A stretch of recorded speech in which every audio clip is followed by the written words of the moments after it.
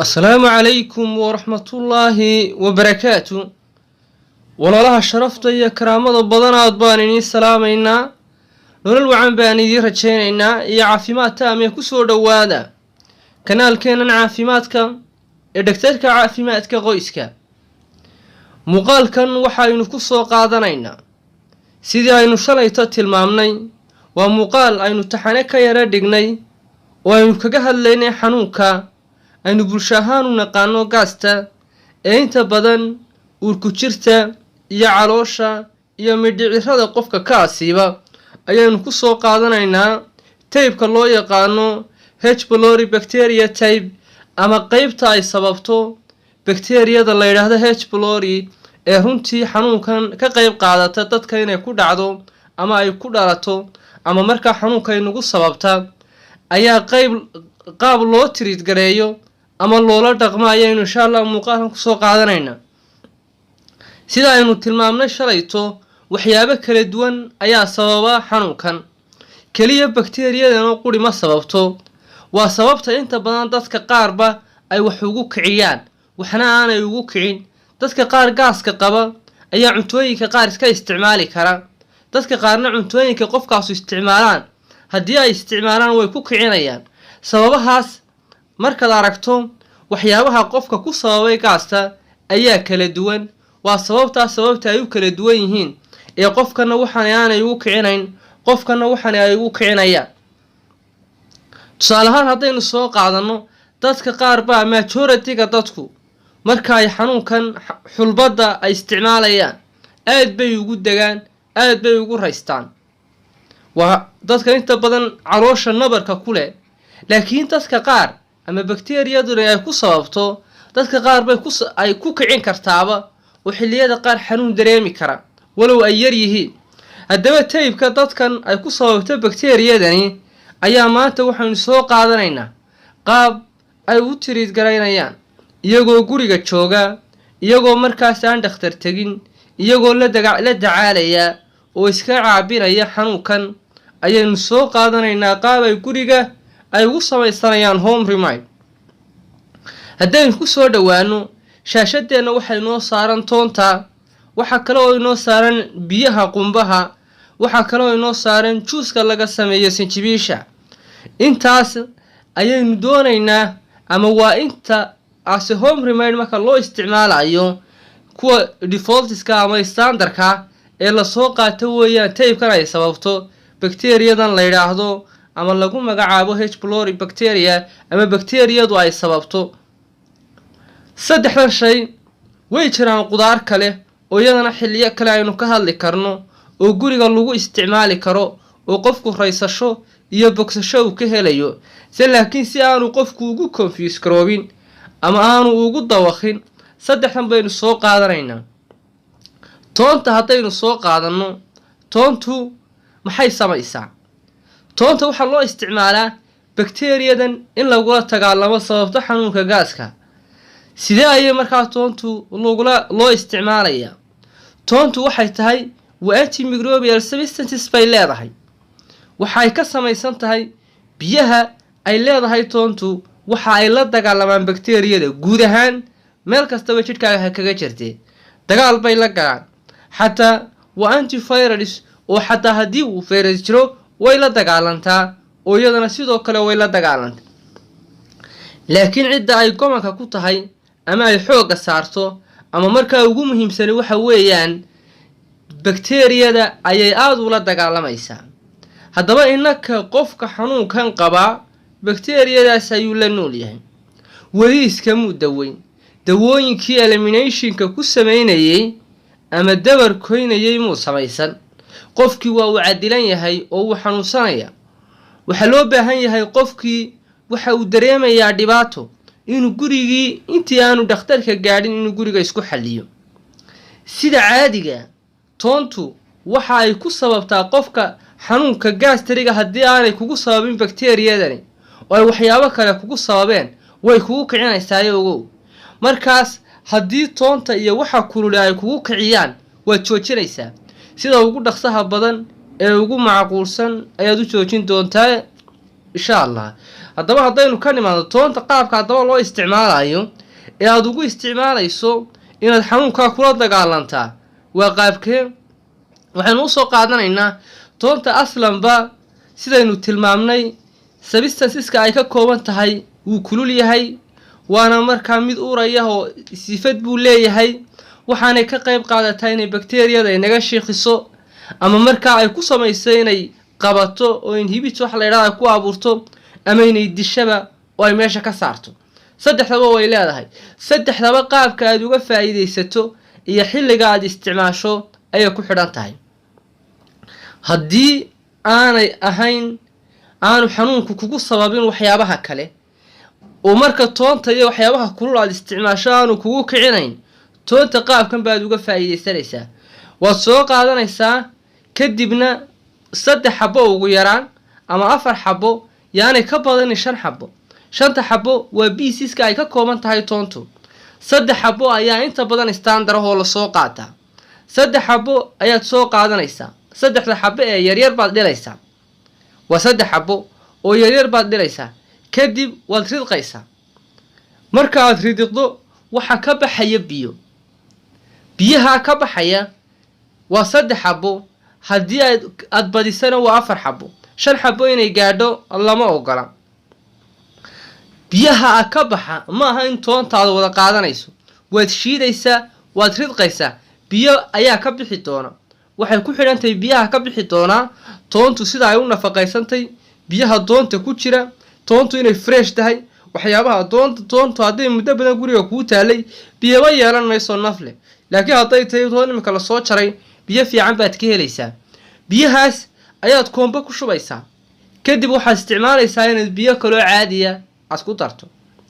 biyo kale ayaad waxoogaa ku sii daraysaa. markaad isku qiyaasto in biyihii toonta iyo biyaha aad ku dartay ay isleeyihiin ayaad cabaysaa. waa markaas marka ay dagaal toosa la gali karto ama ay ku samayn karto in bakteeriyadii ay la dagaalanto oo markaas ay sidaa kaaga shiiqiso. weliba haddii aad subax kasta isticmaasho ilaa inta aad ka bogsanayso, waxaad arkaysaa muddo subaxya marka aad qaadato doontaas adiga oo isbedel badan kugu dhacay, adiga oo marka xanuunkii aan dareemayn, adiga oo dhibti ay ka yaraanayso, adiga oo xaaladaadu ay degayso ama caafimaad dareemaya ayaad arkaysaa. ha isku badinin toonta biyaha. hana ahaanin mid markaa biyaha ka xad dhaafinaya oo manaafacaadkii toonta aad ka lahayd dhaafinaya. taana ka ilaali oo arrintaana ka taxadar. qodobka labaad ee iyadana aynu ku soo qaadanayno muuqaalka ayaa waxa uu yahay sinjibiisha. sinjibiishu waxa ay ka mid tahay sidoo kale taybiska xanuunkan haddii ay waxyaabaha kale kugu kiciyaan ama ay kugu sababaan ama caloosha nabar iyo waxyaabo noocaasi ay ka dhacaan ama inay waxyaabo kale ay ka qayb qaataan oo xanuunkan ay kugu sababeen inaad haddaad sinjibiil cabto ay kugu kiciso xanuunkan. marka haddii ay kugu kiciso ama aad dareento inay wax kugu kicinayaan iyo waxa kuloliba ay kugu kicinayaan, fadlan degdeg baad u joojinaysaa. dibna ugu noqon maysid. markaas taybisyadii kale ayaa jira ama nabarka caloosha ku yaala ayaa aad u weynaaday oo dhibtiisu marka ay u baahan tahay dawo ama waxyaabaha kale ee marka iyagu aan acidity-ga lahayn ama aan kulaylka lahayn aad u isticmaasho. sinjibiisha ayaad soo qaadanaysaa. juice iyo cabitaan ayaad ka samaysanaysaa. iyadana koombada shaaha aynu ku cabno oo kala baran ayaad ka samaysanaysaa. waxoogaa biyaha cada ee aynu isticmaalno oo extra ayaad ku daraysaa. haddii biyuhu ay kuu kululaadaan ka sii wanaagsan oo shaah baad ka dhigan kartaa oo asaji baad u isticmaali kartaa. marka soo qaadato toonta cafwan sinjibiisha ee aad cabitaan ka dhigato ama juice aad ka dhigato ayaad waxaad qaadanaysaa inaad subaxa hore aad isticmaasho. biyo yar ayaad ka horeysiinaysaa calooshaada inay ku horeeyaan. toonta qudheeda markaad isticmaalayso biyo ayaad ku horeysiinaysaa caloosha. biyo yar ayaad ku horeysiinaysaa. labadaba sababahaad uga taxadaraysaa waa in aanay dhibaatana kuu geysan laakiin kaliya waxtarkooda aynu helno. biyaha sababtood ugu horeysiinaysaa waa inaanay calooshiyo draya oo aad u maran ama aad u baahiyeysan inay ku dhicin.